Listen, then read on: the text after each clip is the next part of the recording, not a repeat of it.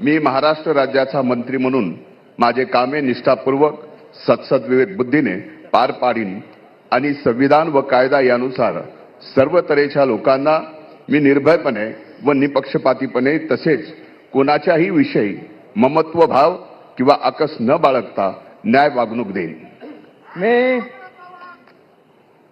मी धनंजय रुक्मिणबाई पंडितराव मुंडे ईश्वर साक्ष शपथ घेतो की महाराष्ट्र राज्याचा मंत्री म्हणून माझ्या विचारार्थ आणली जाईल किंवा मला ज्ञात होईल अशी कोणतीही बाब असा मंत्री म्हणून माझी कामे यथायोग्य पार पाडण्यासाठी आवश्यक असेल ते खेरीज करून एरवी मी कोणत्याही व्यक्तीला किंवा व्यक्तींना प्रत्यक्षपणे व अप्रत्यक्षपणे कळवणार नाही किंवा त्यांच्याकडे उघड करणार नाही।